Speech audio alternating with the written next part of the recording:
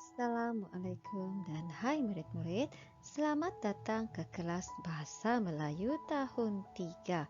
Tajuk kita pada hari ini, di mana ada kemahuan, di situ ada jalan. Aktiviti kita pada hari ini adalah mengedit dan memurnikan teks. Mari kita baca dan sama-sama kita kenal pasti kesalahan yang terdapat dalam perenggan ini. Fatin melihat Nabila sedang memasukkan gambar-gambar ke dalam album. "Ini gambar siapa, Nabila?" tanya Fatin. "Oh, ini Pakcik Mazlan. Beliau pakcik saya. Beliau seorang peraih udang geragau. Dahulu, beliau nelayan dan pencari udang geragau. Beliau hanya menjual hasil tangkapannya kepada jiran. Kebanyakan jirannya pengusaha belacan dan udang kering. Ada juga yang membuat cencaluk dan kerepek udang secara kecil-kecilan. Permintaan udang geragau daripada pelanggan semakin tinggi. Dalam perenggan ini terdapat beberapa kesalahan ejaan. Dapatkah murid-murid kenal pasti kesalahan-kesalahan tersebut? Peraih. Ejaan yang betul adalah peraih yang bermaksud pemborong. Hasil. Ejaan yang betul adalah hasil. Kecil-kecilan.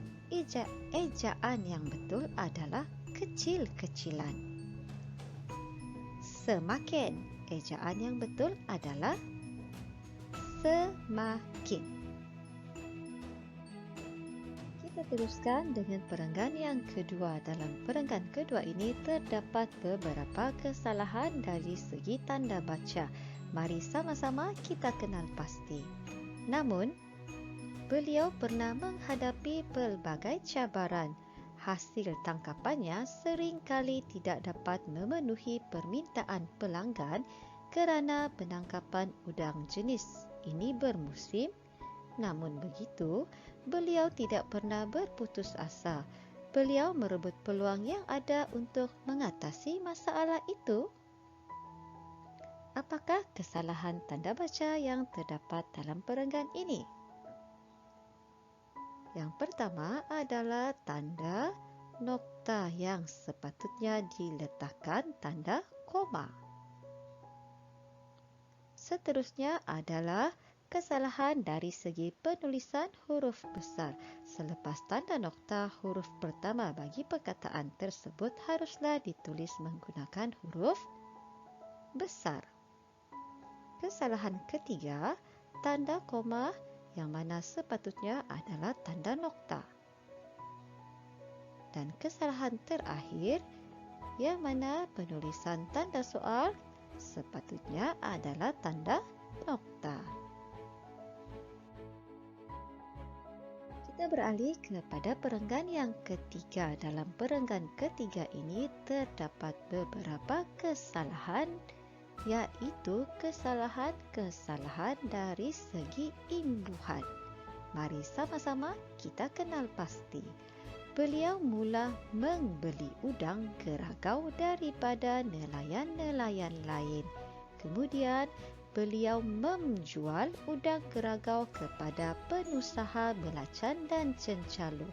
Perusahaan itu semakin berkembang maju. Kini, beliau memiliki 3 buah lori yang digunakan untuk membeli dan menghantar udang geragau kepada pelanggannya. Cerita Nabila kepada Fatin. Kesalahan imbuhan yang terdapat dalam perenggan ini ialah membeli. Perkataan yang sepatutnya ialah membeli. Kesalahan seterusnya, menjual. Perkataan atau imbuhan yang betul ialah menjual. Pengusaha. Perkataan yang betul atau imbuhan yang betul ialah pengusaha. Yang terakhir, menghantar. Imbuhan yang betul adalah menghantar.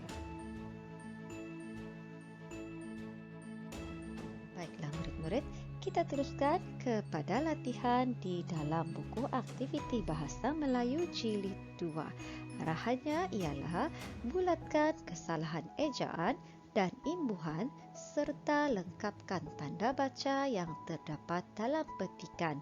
Kemudian salin semula dengan tulisan yang kemas.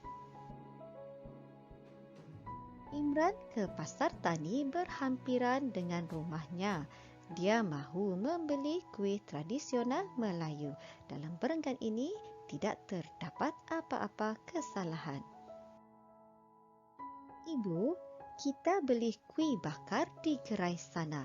Saya nampak ramai sungguh pelanggan yang sedang beratur untuk membeli kuih bakar.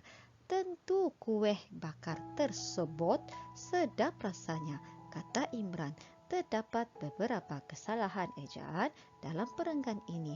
Kesalahan-kesalahan itu ialah sungguh, ejaan yang betul, sungguh.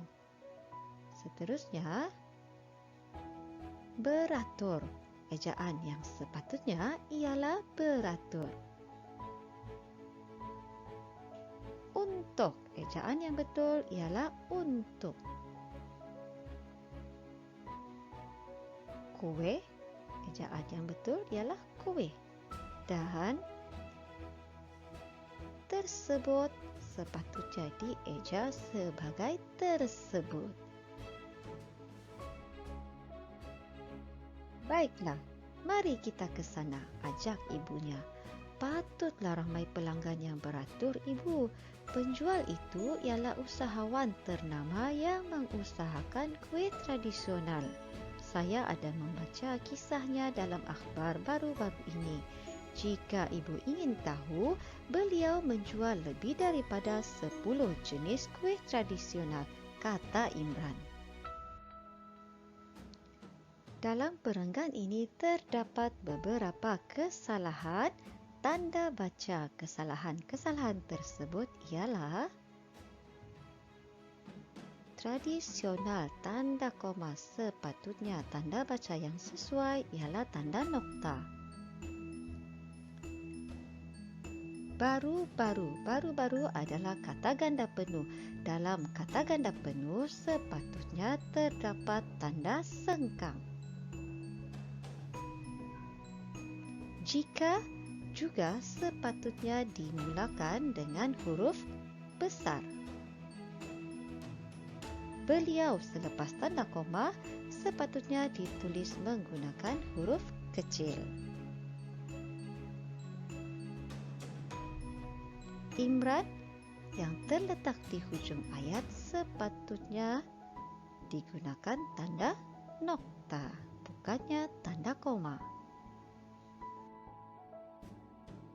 Beliau juga seorang yang cekal. Perusahaannya termula dengan sebuah ketuhar yang kecil.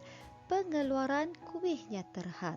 Oleh itu, beliau sentiasa berusaha untuk memajukan perniagaannya. Kini, beliau mampu membeli ketuhar besar dan canggih. Selepas itu, beliau mampu meningkatkan pengeluarannya berkali ganda. Perusahaannya tertambah maju, terang Imran kepada ibunya. Dalam perenggan ini terdapat kesalahan dari segi penggunaan imbuhan.